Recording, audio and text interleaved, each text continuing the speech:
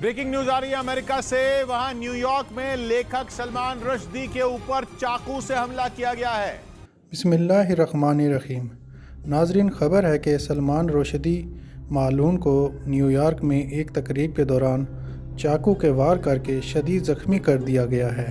शातिम रसूल सलमान रुश्दी पर हमला अमेरिकी रियासत न्यूयॉर्क के इलाके शोटाकवा में इस वक्त हुआ जब वो एक तकरीब में खिताब कर रहे थे। CHQ22 के इन्वान से होने वाली तकरीब में सलमान रुश्दी को खिताब के दौरान चाकू के वार करके शदीद ज़ख्मी किया गया है, जिससे इसकी गर्दन पर गहरा ज़ख्म आया है। नाजरीन, मालून पर हमला करने वाले हीरो की शनाख्त 24 साला बादी मुतारी के नाम से हुई है। नाजरीन, मालून को न्यूयॉर्क के हुकाम ने फौरी तौर पर VIP ट्रीटमेंट देते हुए एक हेलीकॉप्टर में अस्पताल मुंतकिल किया और हमारे हीरो यानी बादी को इस वक्त पुलिस ने हिरासत में लिया हुआ है। अभी तक मालून की सेहत से मुतालिक कोई खबर नहीं मिली, मगर आशिकान रसूल को अच्छी खबर की उम्मीद है और सभी मुसलमान अपने हीरो बादी मुतारी के लिए दुआ गो हैं। नाजरीन, सलमान रुश्दी वो मालून है जिसने सन 1988 में मुसन्निफ़ सलमान रुश्दी की किताब इस्लाम पर तनकीद की गई थी। इस किताब का नाम सैटनिक वर्सेस यानी कि शैतानी आयात था। नाजरीन, हिंदुस्तानी निजात और बरतानवी शहरियत याफ्ता सलमान रुश्दी ने शैतानी आयात के नाम से जो किताब लिखी, इस किताब में इस्लामी शख्सियत और इस्लाम की बेहुरमती की गई है। इस किताब में आप सल्लल्लाहु अलैहि वसल्लम के ख़िलाफ़ इंतहाई नाज़ेबा अल्फाज इस्तेमाल किए गए हैं। ऐसे अल्फाज इस किताब में लिखे गए हैं जिनको बताना भी अखलाकियात के मुनाफी है, जिसके बाद मुस्लिम दुनिया में हंगामे फूट पड़े थे। बरतानवी हुकूमत ने फ़ौरन लादीन यानी सलमान रुश्दी को, जो इंडिया में मुसलमान घराने में पैदा हुआ था, इसे पुलिस का तहफ़्फ़ुज़ फराहम कर दिया था। इसे जोसेफ एंटन के नकली नाम से भी मुख्तलिफ़ महफूज मकामात पर मुंतकिल किया जाता रहा। भारत और पाकिस्तान में इसके ख़िलाफ़ एहतजाज जारी रहा। इंडियन वज़ीर आज़म राजीव गांधी ने इस किताब पर अक्टूबर 1988 में पाबंदी आयद कर दी थी ताकि इंतखाबात में मुसलमानों की हिमायत जीत सकें। तकरीबन 20 ममालिक, जिनमें पाकिस्तान भी शामिल था, इस पर पाबंदी आयद कर दी गई। यहाँ तक कि बरतानिया में ब्रैडफोर्ड में मुसलमानों ने जनवरी में सड़कों पर इसे नज़र आतिश किया। हज़ारों अफराद ने इस्लामाबाद में अमरीकी इंफॉर्मेशन सेंटर पर अमरीका कुत्ता और सलमान रुश्दी को फांसी दो जैसे नारे लगाते हुए धावा बोल दिया। इस गुस्ताखाना किताब की वजह से इसके सर पर इस वक्त ईरान के मजहबी रहनुमा आयतुल्लाह ख़ामनाई ने फतवा दिया था, जिसके तहत सलमान रुश्दी को सज़ाए मौत सुनाई गई थी। $3 करोड़ का इनाम भी इसके सर पर मुकर्रर किया गया।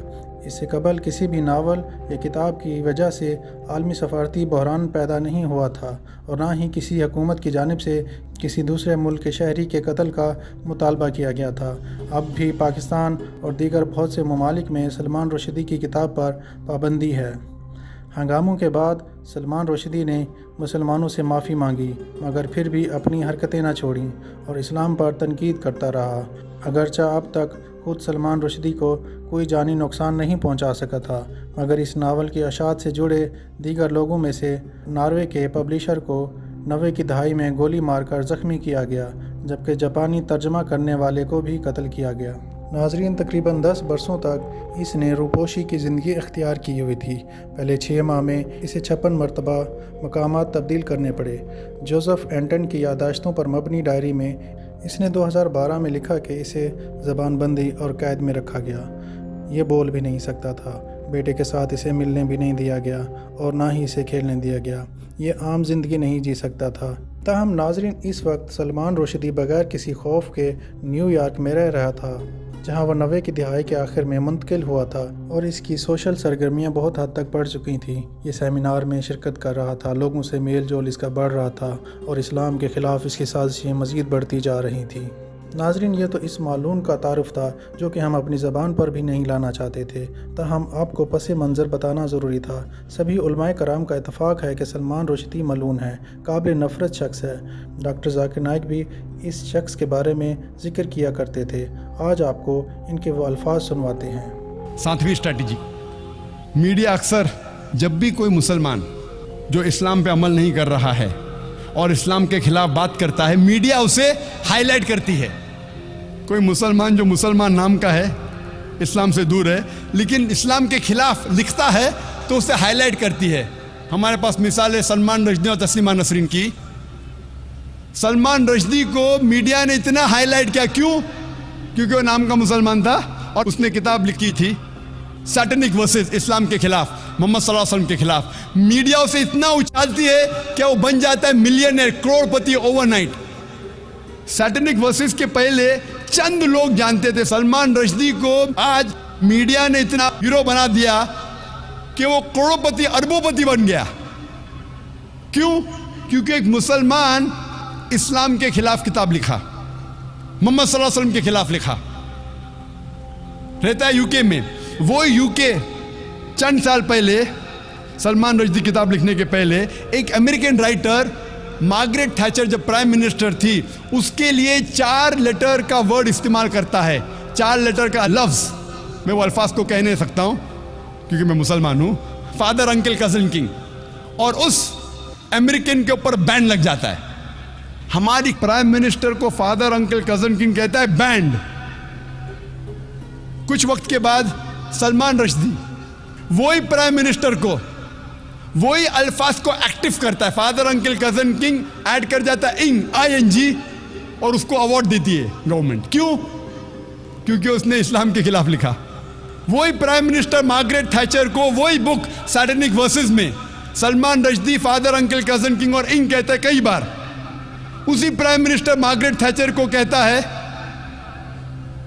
لفظ استعمال نہیں کر سکتا ہوں میں, کہتا ہے فیمیل ڈاگ, کہتا ہے کتی, اور اسے یو کے گورنمنٹ ایوارڈ دیتی ہے نائٹ ہوڈ. کیوں؟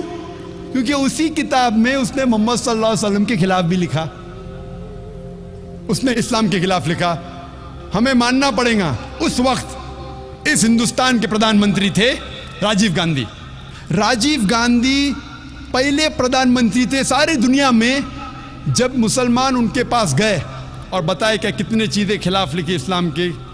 الحمدللہ ثم الحمدللہ, راجیو گاندھی نے فوراً اس کتاب کو انڈیا میں بین کر دی.